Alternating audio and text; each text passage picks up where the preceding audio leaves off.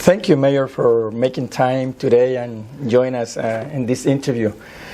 As you know, or as we know, Mayor Marquis-Bissonnette, the political scene in the city of Gatineau has been dominated by men, but yet you were elected the Mayor of Gatineau. What motivated you to enter the political scene in Gatineau?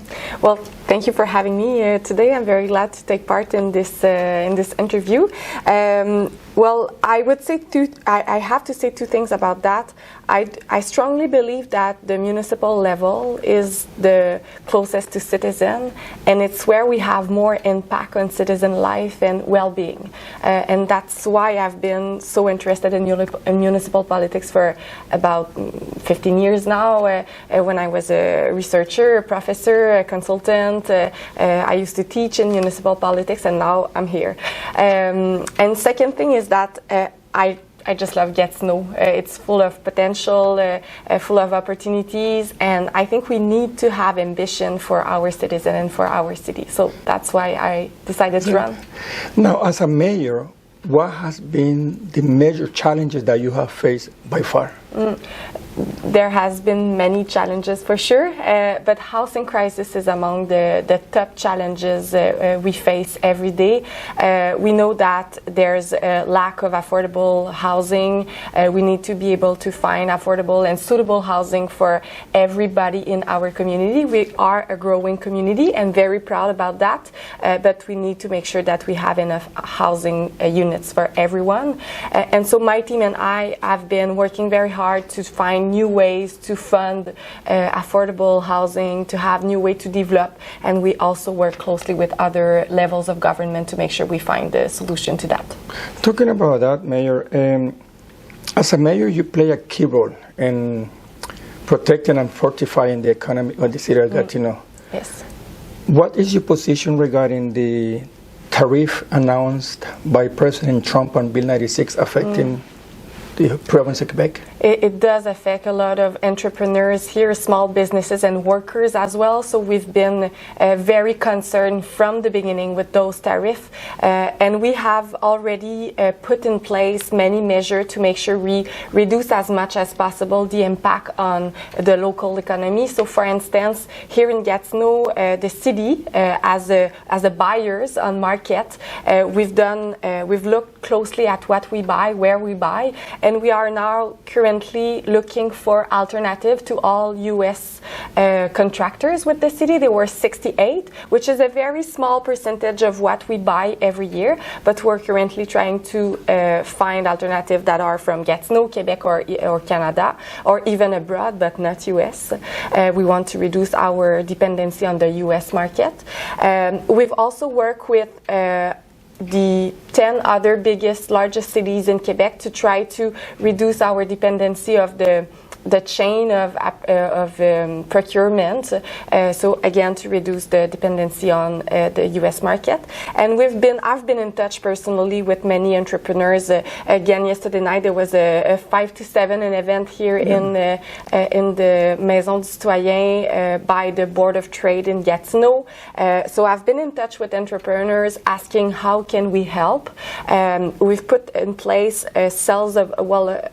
table of consultation with Export Ottawa, Idée Gatineau, which is our, here at the city, the organization that help us help entrepreneurs, and other community organizations to make sure we stay connected to entrepreneurs. We know that tariffs are going to come. Well, we do think they're going to come, obviously, and not that we hope for that, but we have to face the reality of it, and we want to make sure that we stay connected to those entrepreneurs. I've asked also with Mayor Mark Sutcliffe, who's the mayor of Ottawa, the provincial and federal government to reduce tariff between provinces, because we know that we have to create new opportunities for entrepreneurs to make sure that they have opportunities here, not in the U.S. And we work closely with provincial, federal government to ensure new opportunities for our entrepreneur. I believe that it's a situation that will change over the next weeks and months, but we want to stay in touch and make sure we do as much as possible for entrepreneurs and workers. Yeah, I'm glad that you and Mayor Sutcliffe in Ottawa are trying to break that barrier between the provinces, because that will help, I guess, the growth of the economy. No, I believe that you are seeking perhaps re-election in the upcoming elections this year. Yes. Will the economy will be one of your priorities if you are elected in the next mandate, or there's something that you might put as a priority? Certainly, and it's still a bit early before the next election. It's on November 2025, but I will be running, you're right. And we will certainly, with the time, be more certain about what's going to be in the program and the platform. But for sure, we will talk about economic development. I'm pretty sure it's going to be a huge issue for many people in Gatineau, in Quebec, in Canada in the next few months. But also, of course, housing crisis, homelessness. We still need to make huge effort to tackle that issue and many other issues. We want to build community, continue to build community that are diverse, that thrives, where business can grow, but also people have access to a quality of life. So public infrastructure, sports, culture, public transit. So we work on all those fronts, and we work in collaboration with all the city council, but also citizens as much as possible. That's good to know. This is my last question, Mayor.